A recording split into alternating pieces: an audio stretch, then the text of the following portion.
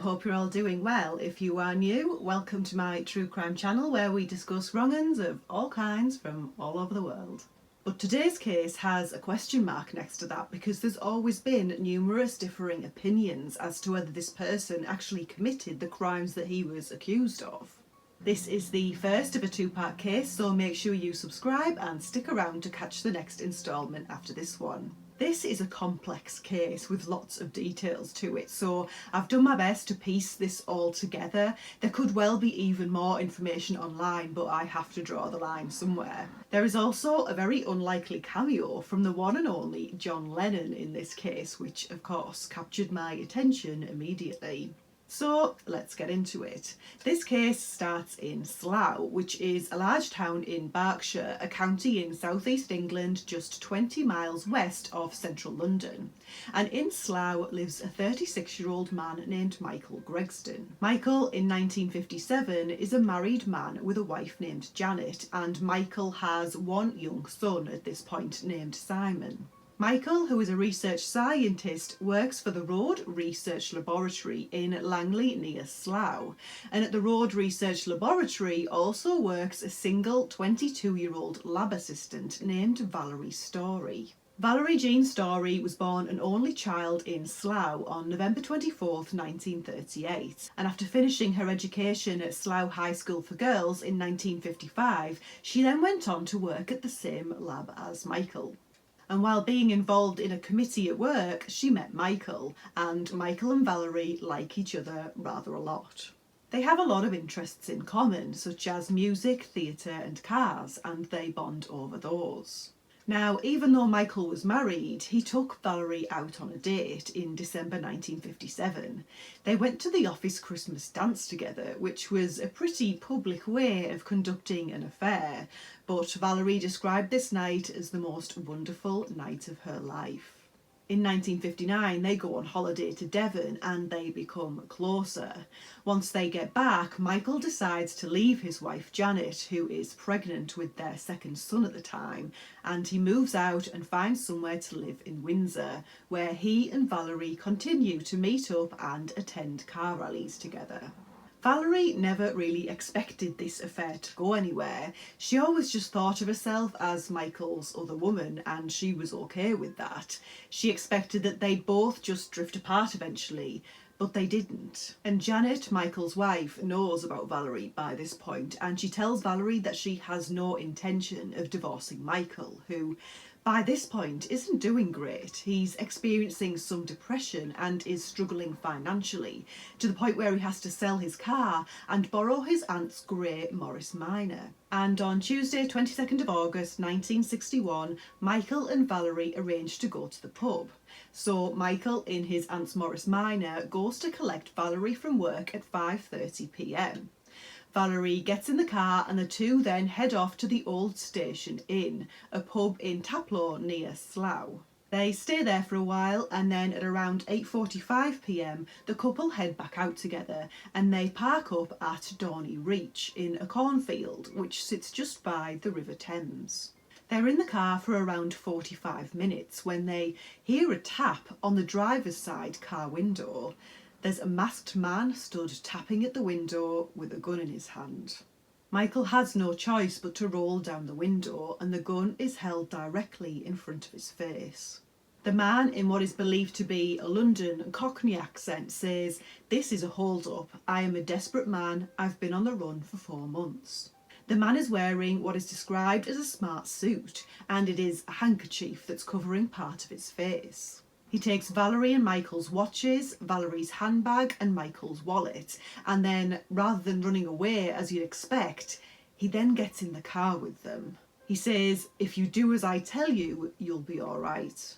Then he sits in the car talking to the couple for around 2 hours, just rambling about random things. Then at around 11 p.m, the man says he's hungry and he wants food. He orders Michael to start driving through Slough and then Harrow. At one point he says, "Be careful here, there's roadworks around this corner," which there was, but then straight after he claims to not know the area very well at all. And they drive around aimlessly for some time until this man tells Michael to stop at a vending machine, which he does. And they require more fuel too, so Michael drives to the petrol station to refuel and to buy this man a pack of cigarettes. And once they've refueled, they set off again, just driving aimlessly around with this man chatting away, telling them all sorts of information about himself. He tells them he's recently been in prison for 5 years and has been on the run for 4 months, which he then later changes to 18 months, and he says he hasn't had any food for 2 days. It's not clear whether what he's saying is actually true, especially given that he keeps changing his story. And this man is a nervous passenger too. He keeps saying things like, oh, watch out for the lights changing, and things like that. And he says he's driven many cars in his past. Valerie and Michael are obviously terrified, and they tell this man that he can have the car, he can have whatever he needs if he just lets them go. But he won't let them leave. And this aimless driving around continues for hours, driving along the A5. And then they move on to join the A6, travelling south. He orders Michael to pull off the A6 several times and then changes his mind, and they go back onto the A6 until eventually the man repeats 3 times, I need a kip. I'm tired, I need a kip. And that means sleep, if you're not familiar with the word kip. And at 1:30 a.m, the man tells Michael to pull into a lay-by off the A6 in a location named Dead Man's Hill in Bedfordshire. And this man wants to sleep, but he realises he's got these 2 people held hostage and is trying to think what to do with them. So he says that he's going to need to tie the couple up. There's some rope in the car, so he ties Valerie up with that, but he quickly realises that there isn't enough to tie Michael up to. So it's at this point that he spots a bag in the back of the car and he asks Michael to hand it over. And as Michael moves towards the bag, he's shot twice in the back of the head, completely without warning, and he dies instantly. Valerie, of course, immediately screams and asks why he's just shot Michael, to which he says, he moved too quickly, he spooked me, he frightened me, it was an accident, I didn't mean to do it. And whilst Valerie is completely freaking out and screaming, he repeats numerous times, be quiet, I'm thinking. But Valerie notices he pronounces it thinking with an F in his Cockney accent. It's at this point Valerie goes into survival mode and she changes her tone and starts to try to befriend the man in the hopes that this could save her life. And it works a little because the man tells her she can call him Jim. But it's at this point that he tries to kiss her and she pulls away and tells him no. But he ignores her rejections and he goes on to force her into the back of the car and he assaults Valerie. After the assault, the gunman forces Valerie to pull Michael out of the car and place him by the roadside. And this so-called Jim then asks Valerie to do something rather unexpected. He tells her she must get back in the car, start the car, and then show him how to use it. He wants to know how the gears work, how to start the car, and what the pedals are for. The engine cuts out at one point and he doesn't know what to do, so Valerie has to restart the car for him. This man has either never driven a car or, as some suggest, he just doesn't know how to drive this particular make of car, which is a Morris Minor. So Valerie does as she's asked. She basically gives this killer a driving lesson and then gets out of the car and goes back to sit by Michael's body. As she returns to Michael, Jim follows her and she pleads for her life. She tells him to take the car, so he steps backwards towards it, but just before he gets to it, he turns around and fires several shots at Valerie with a .38 caliber revolver. She is hit at close range through the chest and spine, and one shot severs her spinal column. Amazingly, Valerie isn't killed by this. In fact, after the first 2 shots, she hits the floor and plays dead. After which he walks up to her, reloads his gun and shoots 5 more bullets into her, hitting her shoulder, arm and neck. And then he kicks her to make sure she's dead, walks back to the car and drives away in a southerly direction towards Luton. Valerie, who unbelievably is still alive, hears the car making a ton of noise as it leaves, clearly being driven by someone who barely knows how to use it. It's now 3 a.m. 6 hours have passed since this monster came along, and Valerie is barely alive. She's trying to attract passers-by by calling out and waving her petticoat, but to no avail, until eventually she passes out and she will remain there for another 3 hours. Before she passes out, she even tries to gather up some stones and spell out brown hair, blue eyes, so that the police have something to go on if she doesn't make it. Valerie wouldn't be found until 6:45 a.m. by a farm labourer who, immediately after seeing her, runs to fetch help, finding an Oxford student named John Kerr, who at the time was out and about conducting a traffic census, who in turn then starts stopping cars in the road to get them to fetch the police and some medical assistance. And John has great foresight here because he starts to ask Valerie questions. He isn't sure if she'll make it to the hospital alive, and he tries to get information from her to find out what happened whilst she can still communicate. John even uses one of his census forms to write down everything that Valerie tells him. He hands this to the first policeman on the scene, but for some reason or another, this form disappears and is never seen again. Here is someone with the foresight to get a written statement from someone should they not survive, and it's the professional involved, the policeman, who then allows that document to go missing. So the police have arrived on the scene, and Valerie is unbelievably still alive and taken to hospital. But it's quickly realised that as a result of this horrific attack, Valerie has been permanently paralysed from the waist down. The clothing that she was wearing is taken and kept as evidence by police. You'll come to realise in this case that Valerie is an incredibly strong woman. She endures all of that trauma, receiving life-changing injuries, and yet as soon as she can, she's there giving the police her account of what happened that night. And Valerie is an observant lady too, and she's able to give vital and detailed information to police. And Valerie is able to describe her attacker. She says that he was a bit taller than she is, and she's 5'3". She says he has large icy blue staring eyes, which she caught a momentary glimpse of when a passing car's headlights shone on them. And she says he had light fairish hair. Remember, he had a handkerchief around most of his face, so all she could see really were his eyes. She was even able to tell police what kind of gun it was, which was a .38 caliber revolver. Soon after, the police find Michael's grey Morris Minor car, which has been abandoned next to the Redbridge tube station in Essex. But unfortunately, no forensic evidence is found inside the car. And don't forget, this is 1961, so whilst today they could probably easily get some DNA, in 1961 they were pretty limited. And then just 2 days after the attack, the gun and some bullets are found wrapped in a white handkerchief and hidden under the back seat of a bus, parked in a garage in Peckham. The bus the gun is found in is the 36A bus, which runs from Peckham to Paddington via Maida Vale.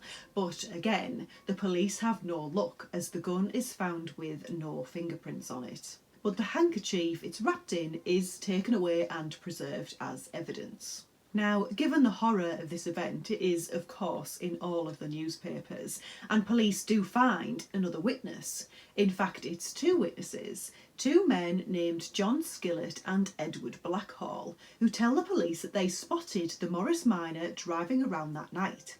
And the reason they remember it is because the person behind the wheel was such a poor driver.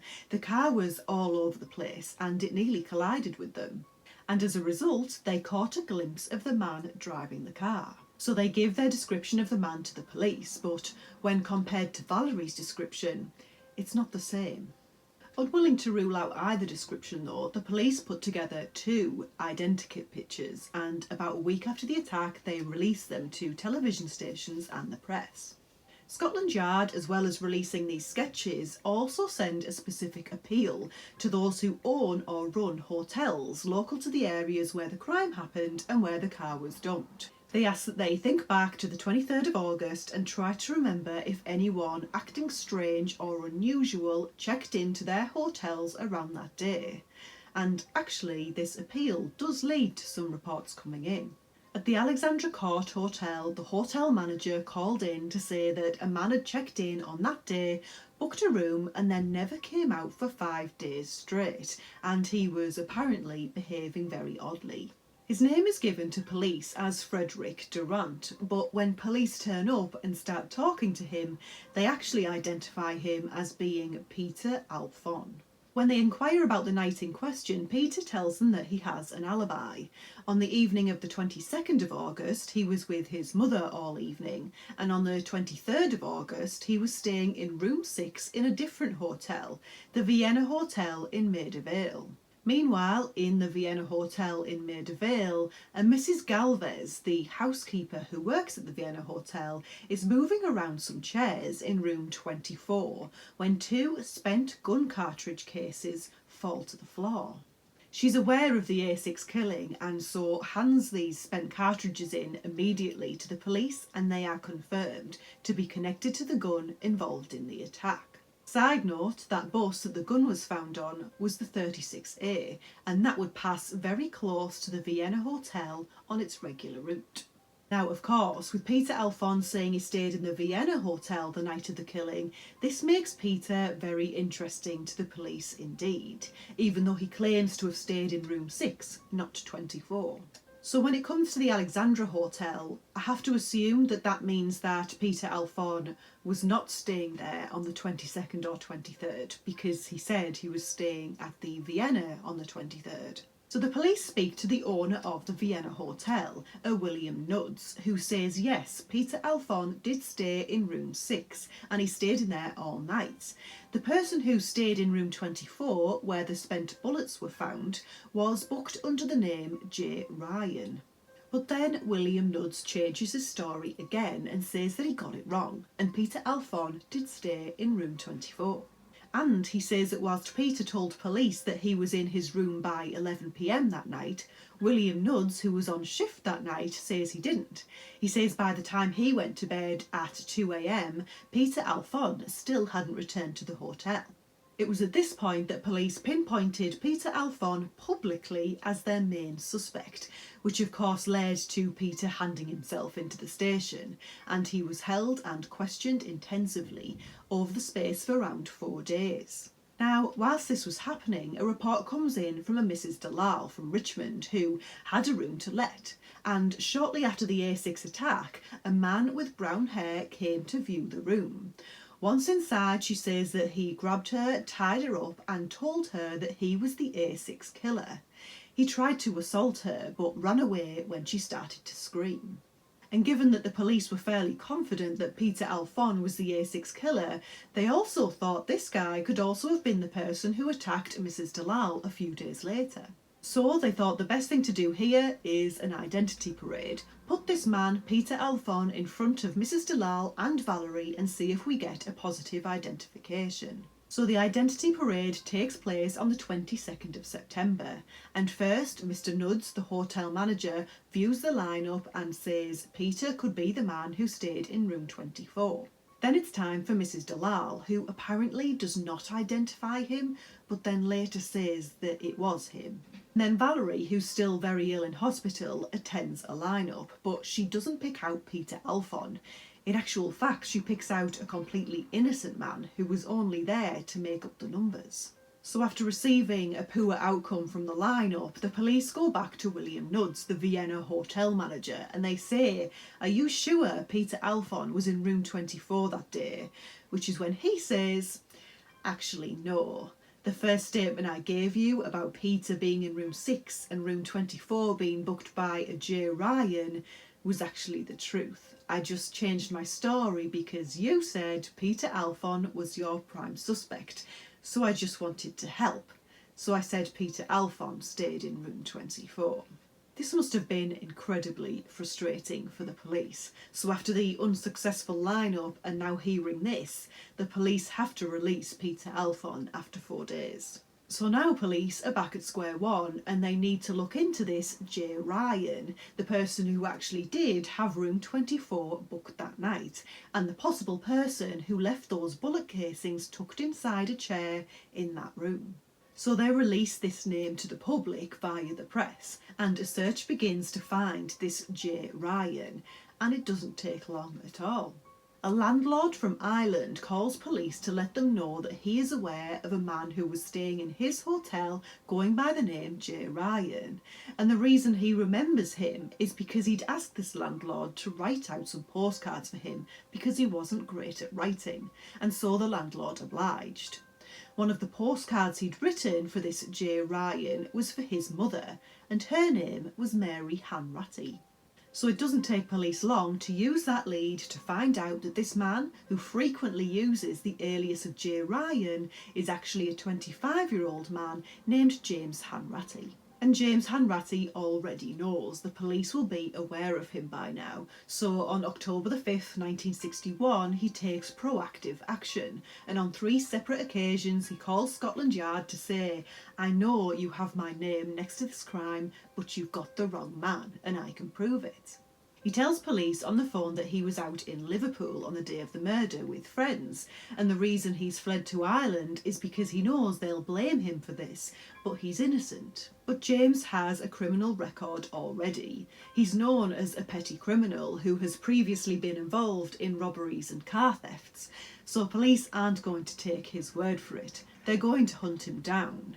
It doesn't help his case that whilst he's on the phone to police, he pronounces think as think.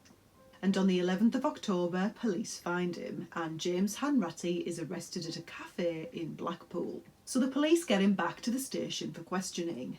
James says he was out in Liverpool at the time of the attack with 3 friends, but when asked to name those friends to corroborate his alibi, he refuses to do so. So with no solid alibi and a history of relevant crimes such as robbery and car theft, the police decide to schedule another lineup with James Hanratty present.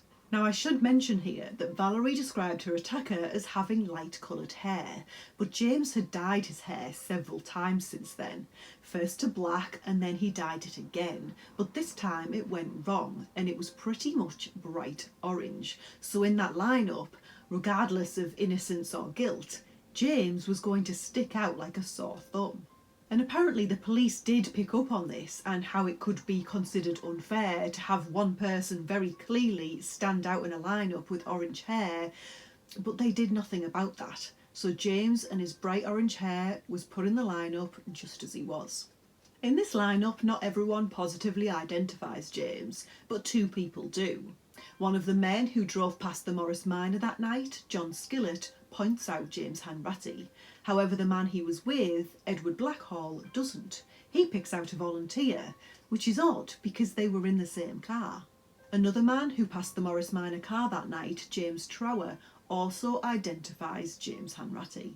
Then at the hospital, a second lineup takes place for Valerie, but the police don't just use visuals for this one. They get each man in the lineup to say something very specific. That being what the attacker said to Valerie that night. "Be quiet, will you? I'm thinking." And based on listening to each man say those words, Valerie picks out James Hanratty's voice, not least because he pronounces thinking as thinking. I should note here that it is quite common in the London area to pronounce think as think, so it's certainly not something that just one man would say. But Valerie says she recognises this voice, and the man who attacked her is James Hanratty. And these identifications are sufficient for police, because immediately afterwards they charge James with the murder of Michael Gregston. In terms of forensics, there was nothing on the gun and nothing in the car. The only forensics police could use was from Valerie's underwear and the fluid that her attacker left on her clothing after he assaulted her. And all they could establish from that was a blood group. That's as far as the technology at the time could go. And the blood group established from the sample was blood group O, which is the most common blood group there is. Both Peter Alphon's blood group was O, and so was James Hanratty's. But who was James Hanratty? Well, James Hanratty was born to his parents, James Senior and Mary, in Farnborough in Orpington, Kent on the 4th of October 1936. But a year later, the family moved to Wembley in northwest London. James was the eldest son, with 3 younger brothers following him. Given the year that he was born, James wouldn't be very old before World War II broke out, and if you know even a little bit about the war, you'll know that the children of London were required to be taken away from their parents and moved out of the area, to be evacuated for their own safety, and this was the case for James and his younger brother Michael. And James and Michael found themselves in Barrow-in-Furness in Cumberland in June 1944 in the northwest of England, far from home and sat in a large hall. And whilst the children were all sat around in this large hall, couples would walk around and choose which child or children they wanted to take, which must have been so scary for those kids. A couple walk up to James and they choose him, but James refuses to leave the hall without his brother Michael, and thankfully this couple oblige and agree to take both children. But the 2 kids would return home not long after because, as we know, the war ended in 1945. So by 1947 and aged 11, it was time for James to start senior school, and he attended St James Catholic School in Burnt Oak, Barnet. James struggled in school. He was apparently popular with other kids and was well mannered, but the teachers, who were all nuns, didn't find it easy to teach him much of anything. And as often happened in those days, James was written off as a word beginning with R, which is not a word we use now. They basically thought he was an incredibly slow learner and that he should go to a school for children with additional needs. But rightly or wrongly, James's parents refused to accept that and they kept him there. They didn't think he had additional needs and they totally disagreed with what his teachers were telling them. And so James would stay there until 1951, when at the age of 15 he leaves to find work, still unable to read or write. He finds work at the Public Cleansing Department of Wembley Borough Council as a refuse sorter, just like his dad, so he's sorting waste and rubbish, and he doesn't enjoy it at all. Then, only a year later, James is involved in an accident. In 1952, James, for some reason, falls off his bike and lands badly. He hurts his head and it knocks him unconscious. He's found and taken to Wembley Hospital, but he doesn't regain consciousness for 10 hours, and he ends up staying in hospital for 9 days. And when he does emerge from hospital, James's behaviour has altered, and he starts doing strange things. One of which is that he takes his family's ration book and uses it to buy a whole bunch of sweets, which he then hands over to his brother Michael, and with that, he just vanishes. James doesn't return home to his family. He doesn't tell anyone he's leaving or where he's planning to go. He's just gone. And James is still just a teenager at this point, so of course his parents are worried and don't know where to start looking for him. But after around a month or so, they find out where James is. He's in Brighton. But James wasn't looking after himself at all. He'd found work in Brighton with a road haulier company, and his job was to load logs on and off lorries.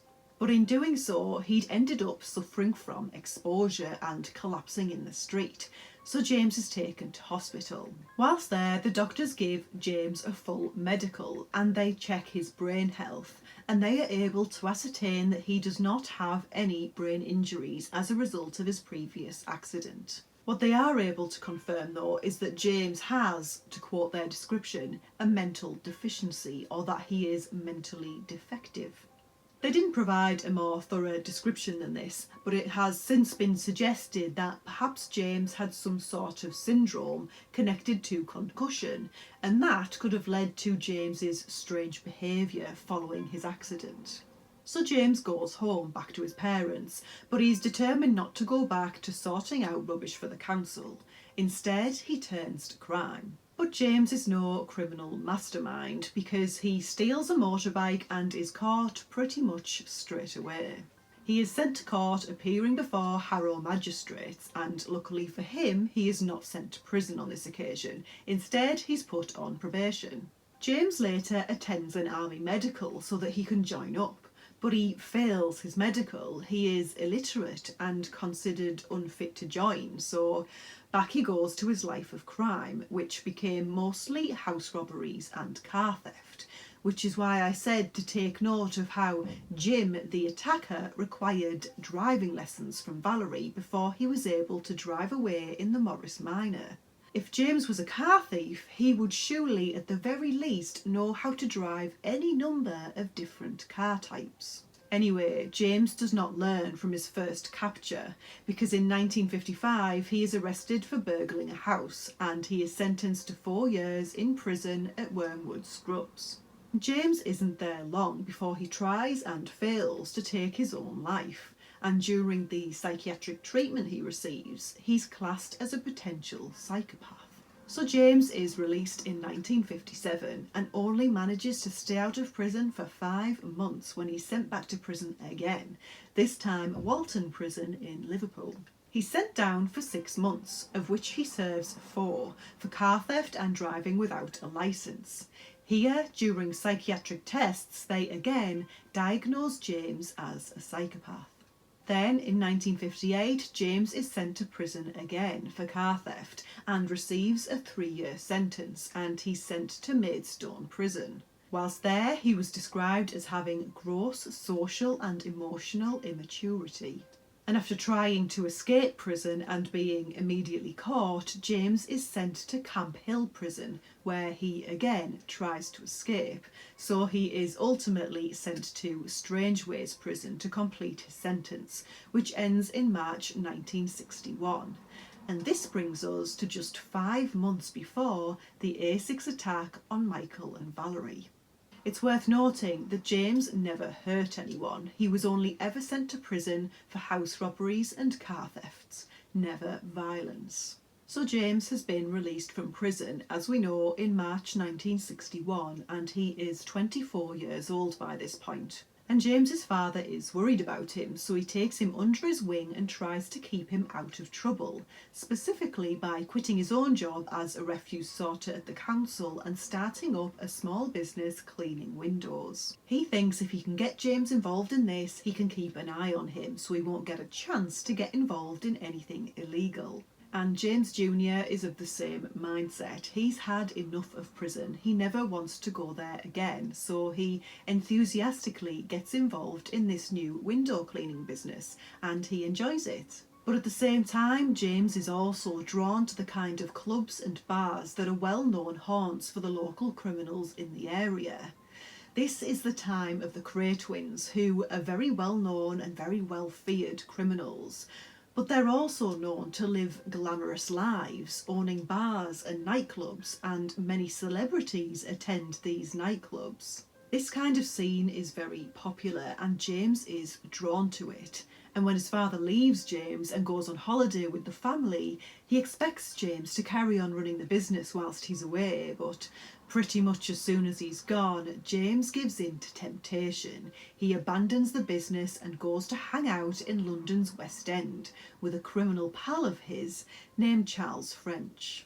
And so that brings us up to the timeline when, shortly after, James has been arrested and is in the police station after having been formally identified by Valerie, mostly by his voice, and he's been charged with murder. And this is the part where I leave you. This is part 1 of this case, so please do subscribe and tune in for part 2, where we find out what happened next in this case, which may take you by surprise, or it may not. I'll be interested to find out. Let me know what you think so far of this case. Don't forget to make sure you subscribe to catch the next video. Take care, and I will see you very soon.